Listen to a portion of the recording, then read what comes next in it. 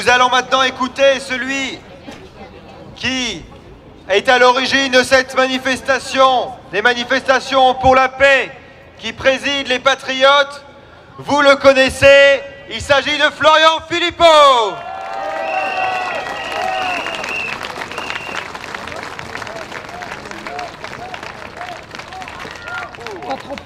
On est éblouis. Bonjour à tous, bonsoir à tous. Et bravo à tous d'être toujours là, mobilisés pour la paix. Bravo à tous les intervenants.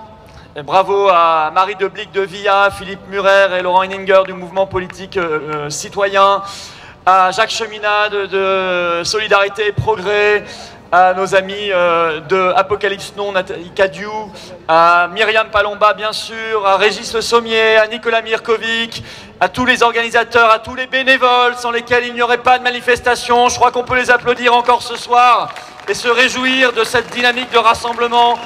Et bravo aux bénévoles qui nous permettent de tenir bon dans des conditions qui ne sont évidemment pas faciles. On est réunis ici pour ce qui nous est très cher, peut-être le plus cher, c'est-à-dire la paix, vivre en paix. Ça n'est pas, la guerre, ça n'est pas un jeu vidéo.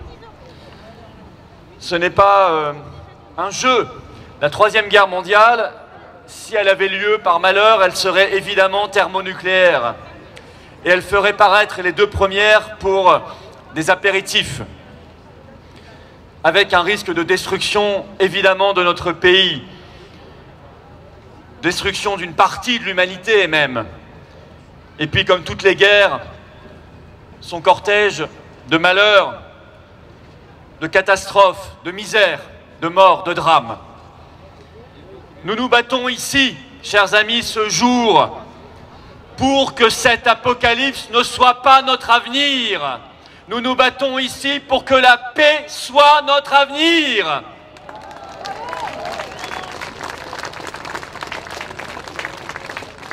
Pour que la paix, pour que la liberté, pour que le bonheur, l'espérance et la France libre soient notre avenir, soient notre futur. Et nous nous battons ici parce que nous nous sentons évidemment une responsabilité par rapport aux générations futures en nous disant que nous n'avons évidemment pas le droit de leur laisser la France et le monde dans cet état. D'ailleurs, nous ne sommes pas les seuls, mes chers amis, en ce moment même à nous battre.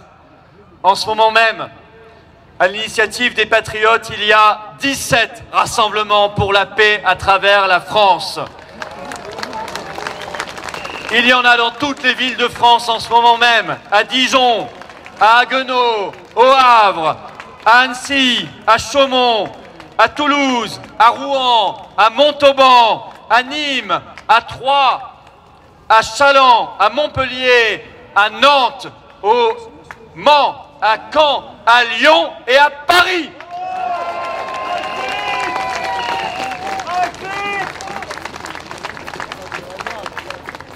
Vous le savez, les faucons, les fous de guerre ont depuis quelques jours, quelques semaines maintenant, un caillou dans leurs Rangers. Un gros caillou même. Et ce gros caillou, il s'appelle Donald Trump. Donald Trump, en effet, a fait campagne sur la paix et s'est fait élire sur la paix.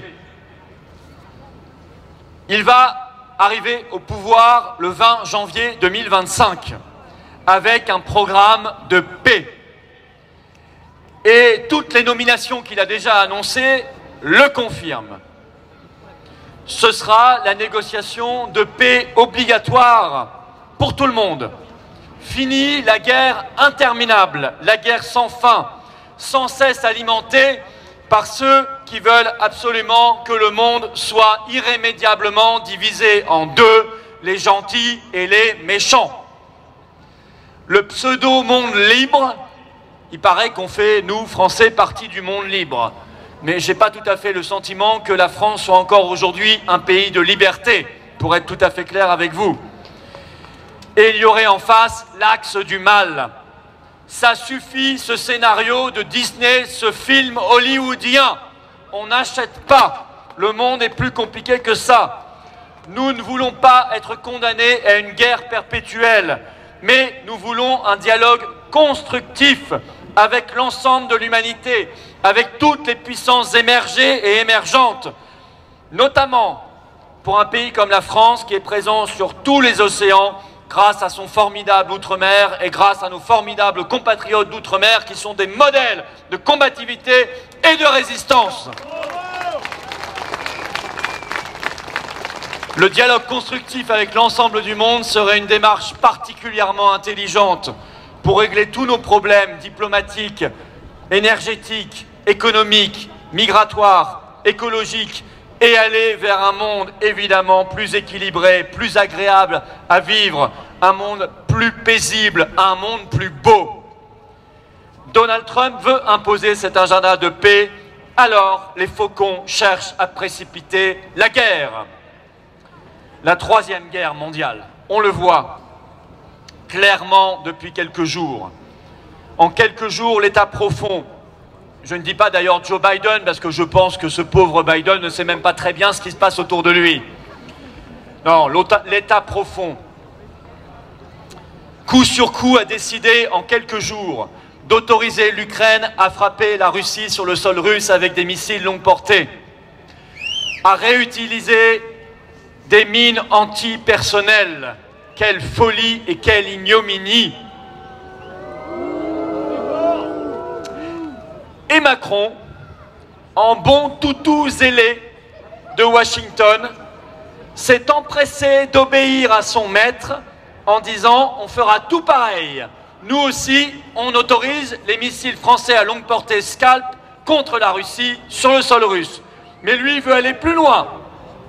Et Le Monde a révélé cette semaine ce plan franco-britannique d'envoi de troupes françaises au sol en Ukraine. Mes chers amis, cette affaire est une affaire sérieuse. C'est évidemment la porte ouverte immédiate vers l'entrée de notre pays en guerre, et donc la guerre entre des puissances nucléaires, et donc la guerre mondiale et le chaos total. Mais n'est-ce pas le chaos que cherchent en permanence ceux qui nous dirigent, la preuve par toutes les décisions qu'ils prennent, et ceux qui veulent nous imposer cet agenda de guerre dans les bureaux de Washington, de Bruxelles et de Paris.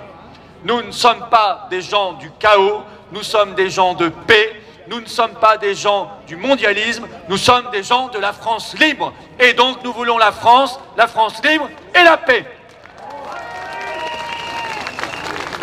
Notre réponse est ici claire et nette, précise et massive. Dehors les faucons! Dehors les faucons! Vous ne ferez pas couler une seule goutte de sang français en Ukraine.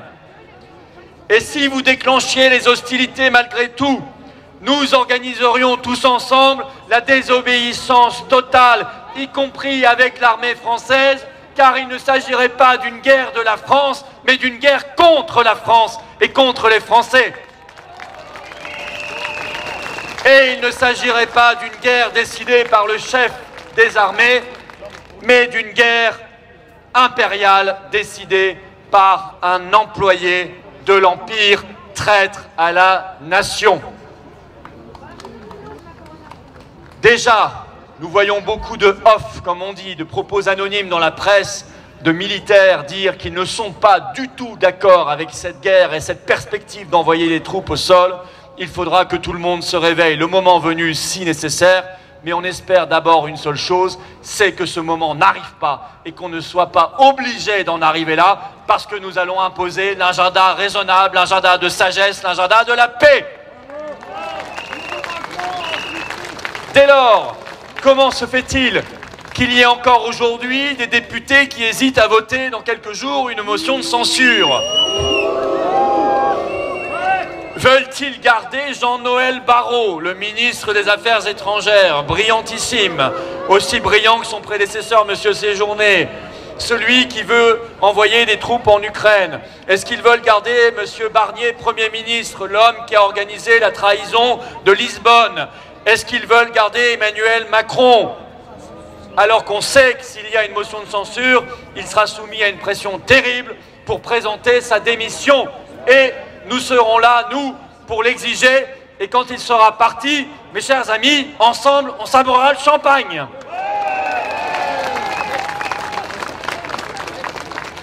Nous ne voulons ni de Barrot, ni de Barnier, ni de Macron. Ainsi, depuis des mois, nous défendons la motion de censure, la destitution et l'appel à la démission. Choisissez le chemin que vous voulez, peu importe, mais partez et partez tous. Et ça vaut aussi pour Ursula von der Leyen. L'Union européenne ne cesse depuis le début de cette affaire de mettre de l'huile sur le feu du conflit. Notre sortie de l'Union européenne, le Frexit, qui sera le parallèle nécessaire à la sortie de l'OTAN et au démantèlement de ces structures de guerres impérialistes, sera un gage d'avenir, de liberté et de paix. Frexit! Frexit! Frexit! Frexit! Pas un soldat, pas un euro, pas une arme vers l'Ukraine, ça suffit.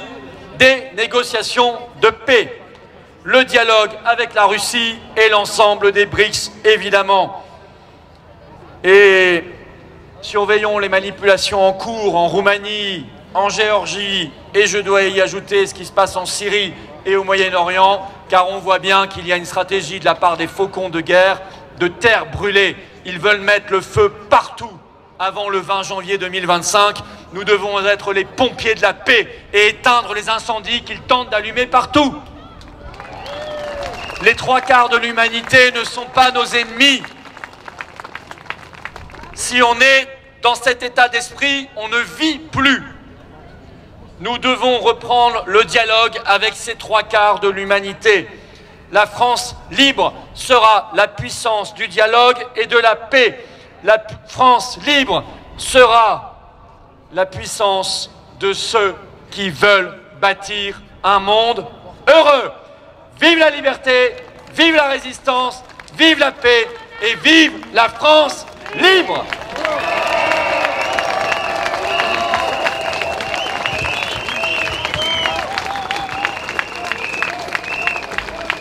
Frexit! Frexit! D'ailleurs, mes chers amis, puisqu'il fait noir, nous sommes au mois de décembre, nous pouvons allumer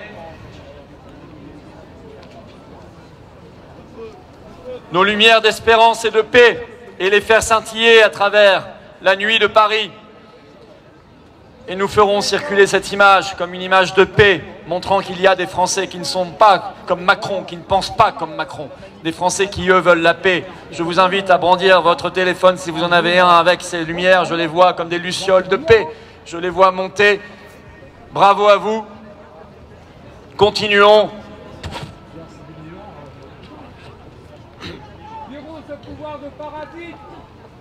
Et nous allons évidemment, tous ensemble, chanter notre hymne national. Allons en France.